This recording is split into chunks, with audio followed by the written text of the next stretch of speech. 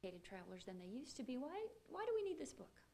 Well, I think that for a couple of reasons, and it's not just for business women, even though the subtitle says a guide for business women. It's also almost gender neutral. Men have found an awful lot of tips with it, and also for mothers. And we are more sophisticated, however, the industry is starting to change. And all the little perks that the industry used to be able to give you and forthright with your information is no longer being there. And so you really have to be sophisticated, but you also have to be timely. You need to know how the rules are changing in order to make your trip much more pleasurable, not only for you, but your family. It is harder to travel with all the security restrictions these days. Very much so, and they keep changing them. So one minute you think you know what's going on, and the next minute you have absolutely no idea. And if you're not at least a little bit savvy and you know what to ask and you know who to talk to, you could have a very uncomfortable flight and a very uncomfortable trip. And I think you and I both know that if it's uncomfortable at the beginning, it's the same way throughout the whole time. And that could just ruin all your planning. Yeah. Well, okay, who should we talk to and what should we ask? Well, I think a couple of people. First of all, I'm a big proponent of a travel agent. A travel agent can be your assistant on the ground. Everybody needs an assistant. You don't need to be a corporate executive or a media mogul or a Hollywood star. It's nice to be able to talk to somebody that knows who you are. And a travel agent for me is that individual. And so I suggest the same thing for all of you to be able to get one of those. And to be able to talk to what kind of requirements you have as far as which time you want to travel, how many people you're traveling with, how big your family is, when you want to go, and also for your hotels, because one hotel is not the same as others. There are certain nuances when you're traveling with your family that you want to look for. For instance, when you walk into a hotel, I wouldn't suggest for any of your travelers with mothers to be on a really high floor. If something should happen and you have to get out quickly, it's a lot easier to go down 4 flights of stairs than it is to go down 20.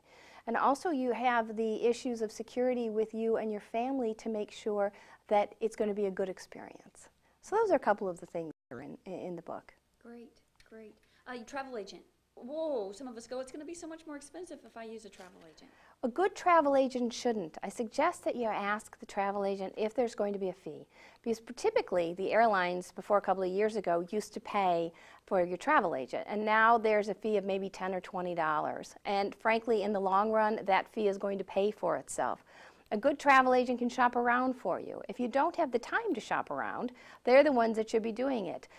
They will even go on the net. A very good one will go on the net to get you the best options and the best service. And if you decide not to, I'm not saying that's a bad thing, but if you run into some trouble when you're on the road, you're going to end up calling either the airline or the website that you used, and you're going to get into a queue.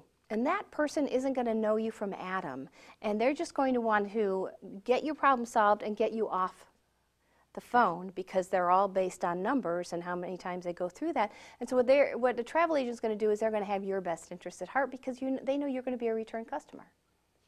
Great, great. This time of year, weather, too many people travel. What is your advice for having a sane holiday travel trip?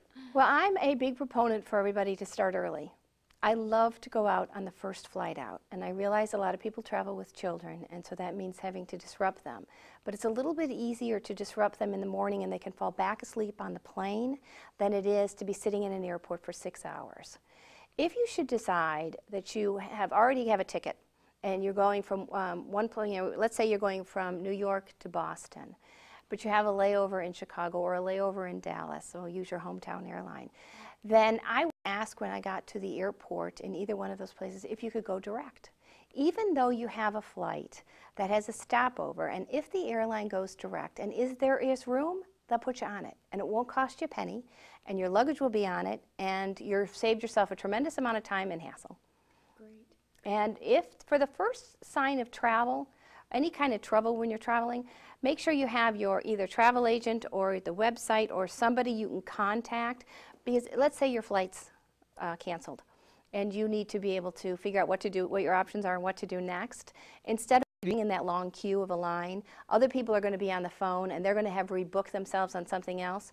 And so by the time you get up to the front of that line, there won't be a seat for you anyway. So if you're smart and sophisticated, you'll be on the phone, you'll get yourself queued into something else and have a backup plan. And so by the time you get to the front of the line, all they have to do is reissue that ticket for you. Sounds good. Thank you. I wish I'd known that last Friday. So let's talk a little bit about the woman who is traveling alone.